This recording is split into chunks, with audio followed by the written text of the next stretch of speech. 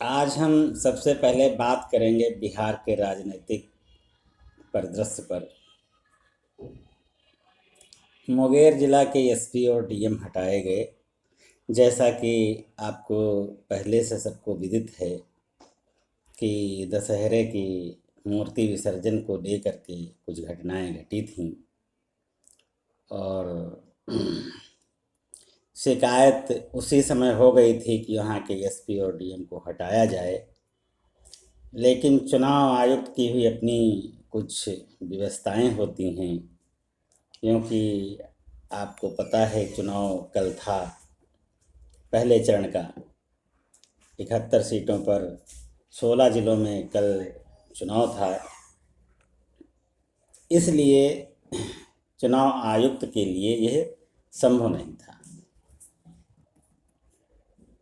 और अब वहाँ कई थानों में आग लगा दी गई और एसपी कार्यालय में भी तोड़ फोड़ की गई, तमाम सारे घटनाएं घटी हैं। तो वहाँ के डीएम और एसपी दोनों को हटा दिया गया है। इसके अतिरिक्त अब चुनावी सरगर्मियों पर बात करते हैं तो प्रश्न एक सबसे बड़ा उठता यह है कि प्रधानमंत्री नरेंद्र मोदी जी बिहार के चुनाव में जिस तरह से दिलचस्पी ले रहे हैं, उससे यह लग रहा है कि बिहार के नेताओं के बस का नहीं है वहाँ का चुनाव जीतना या चुनाव लड़ना।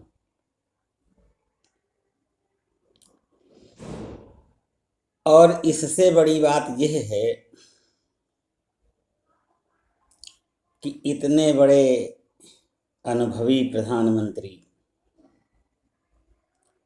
और उनको ऐसा क्यों कहना पड़ा तेजस्वी के लिए कि वे जंगल के युवराज हैं। यह अपने आप में एक प्रश्न चिन्ह है।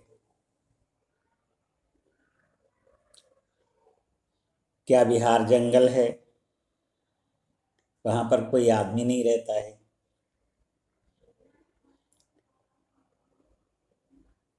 जंगल में कौन रहते हैं आप सभी को पता है। और यदि उनके भावना लालू प्रसाद यादव के उसमें थी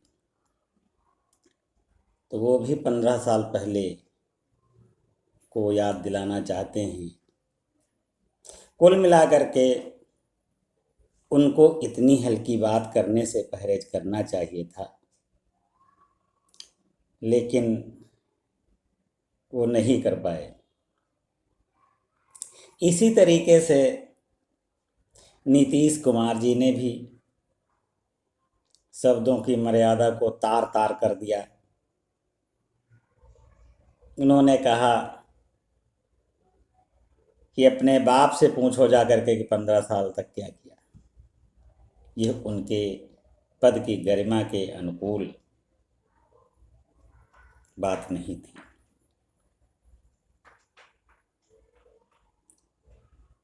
अब ये समस्या बनती है कि ऐसा कहने के लिए क्या ज़रूरत पड़ गई कि इतनी नीच क्षुद्र राजनीति पर उनको उतरना पड़ा दोनों बड़े नेताओं को, जबकि उनके सामने तेजस्वी जैसे नेता बहुत छोटा कद है उनका। लेकिन क्या कुछ ऐसा हुआ कि हमारी केंद्र सरकार और बिहार की वर्तमान सरकार जनता के लिए कुछ ऐसा नहीं कर पाई कि जनता को वो लुभा सकें और वोट बटोर सकें? या तेजस्वी यादव की लोकप्रियता इतना बढ़ गई है कि पूरा एनडीए घबराया हुआ है। इसके सरल भाषा में यही अर्थ निकाला जा सकता है।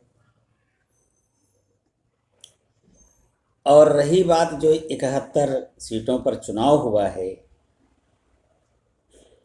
उसमें कितनी सीटें राजद को मिल रही, महागठबंधन को मिल रही, कितनी एनडीए को मिल रही, यह अभी से कह पाना कठिन है। लेकिन यह ज़रूर है कि सत्ता पक्ष की नींद तो उड़ा ही दिया है तेजस्वी ने। यदि हम अब उत्तर प्रदेश की ओर थोड़ा सा तुरंत के ताज़ा राजनीतिक घटनाक्रम पर दृष्टि डालें तो राज्यसभा के सदस्यों का चुनाव हो रहा है और उसमें एक प्रत्याशी को 37 मतों की आवश्यकता होती है।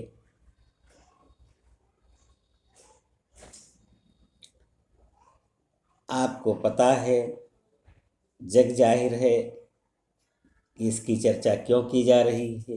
वो इसलिए कि बीएसपी के पास एक भी कैंडिडेट जिताने के लिए उसके पास वोट नहीं थे, लेकिन उसने अपना प्रत्याशी उतार दिया।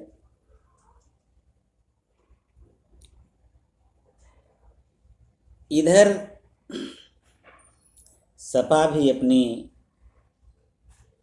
राजनीतिक गोटे बिछाने में पीछे नहीं रही। बसपा को मात देने के लिए उन्होंने भी अपना एक अन्य कैंडिडेट उतार करके राजनीति में एक नए तरीके की सरगर्मी ला करके खड़ा कर दिया। अब मायावती जी कह रही हैं कि हम सपा के एमएलसी कैंडिडेट को हराने के लिए बीजेपी से हाथ मिला सकते हैं, उनके कैंडिडेट को जिताने के लिए हम प्रयास कर सकते हैं, लेकिन सपा को हराने के लिए हम किसी हद तक जा सकते हैं। अच्छी बात है, राजनीति में सब कुछ होता है, जो जीता वही सिकंदर, करना भी चाहिए।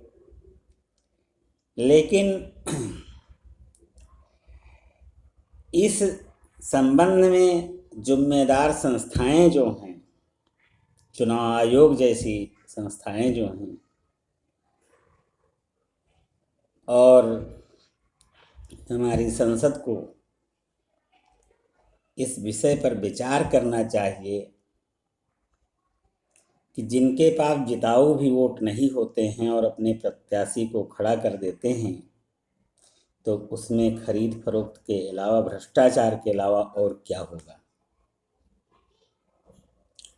इन सब चीज़ों पर विचार करके, इसमें संशोधन करके, नियमों में संशोधन करके और कुछ ऐसी प्रणाली का निर्माण करना चाहिए कि जिससे जिसके पास कैंडिडेट कम हो, वोट कम हो, वो अपने कैंडिडेट को चुनाव में न उतार सके, चाहे वो एमएलसी का चुनाव हो और चाहे वो राज्यसभा सदस्य का हो, वरना भ्रष्टाचार की जड़ें और मजबूत होती जाएंगी।